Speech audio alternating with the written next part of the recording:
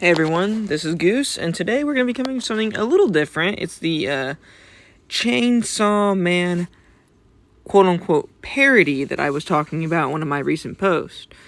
And today we're going to be just kind of reviewing it, kind of going over how accurate it is to the manga/anime, and just major differences, and just, is it good? Get a bit of a subjective question, but we're going to figure it out.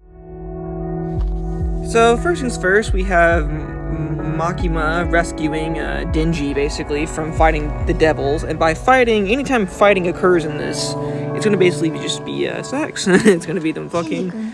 So anytime I refer to fighting, just know that in the future.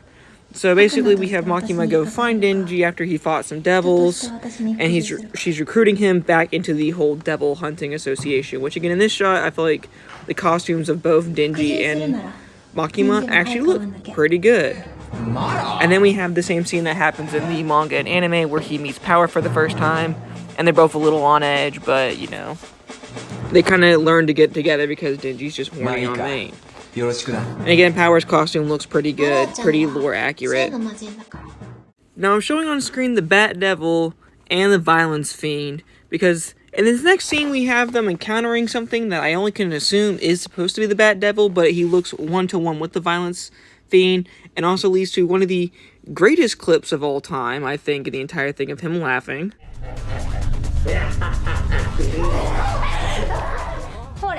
Power ends up beating, again, fighting the Violence Fiend or Bat Devil, and this leads to her and Denji basically giving Denji what she promised him in the manga and the show, which was feeling on her boobs. But they get to take it a bit farther.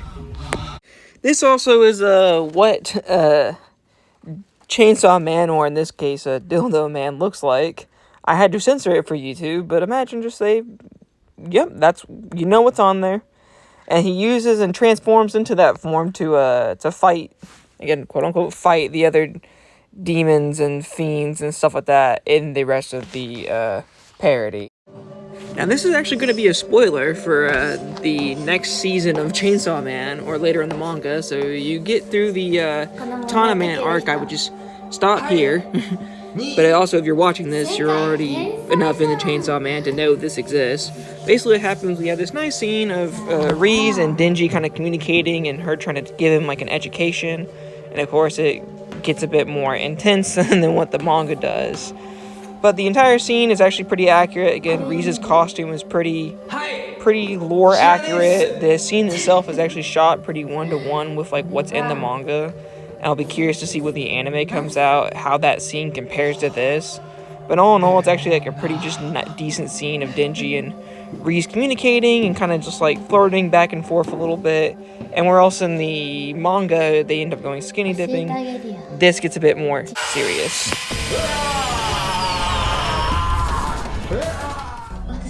Riz and Denji basically, again, fight, with Riz kind of getting uncomfortable and her deciding to leave because her and Denji again fought and she doesn't know how to communicate her feelings properly, which again is pretty accurate to the manga, and this leaves Denji pretty upset.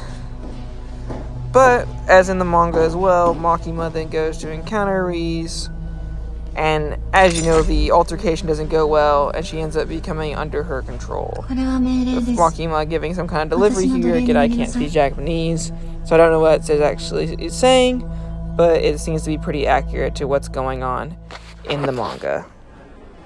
Then we go back to Denji, who is kind of waiting on Riz, because she said she'd give him another chance, and he's a little sad, but then Makima ends up showing up.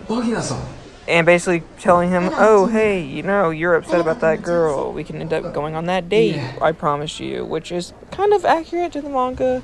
I think the date actually happens before Riz shows up. I haven't read in a hot minute, so I don't remember how it's supposed to go.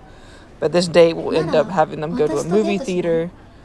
Which, again, in this scene, it seems to be going pretty well on the exact things happening where she's inviting him out.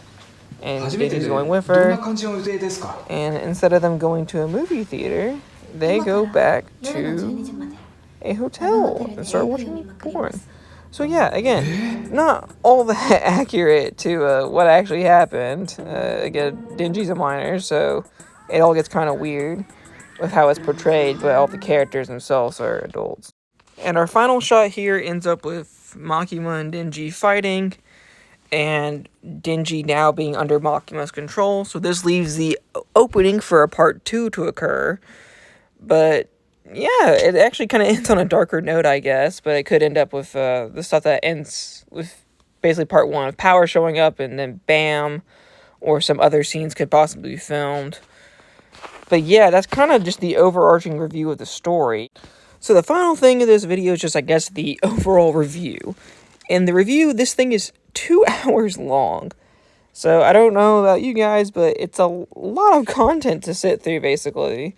And also, I don't speak Japanese, so I don't know if I necessarily was able to get invested in the dialogue or the story or anything like that. But overall, it was pretty good in terms of, like, I think the narrative it was trying to tell.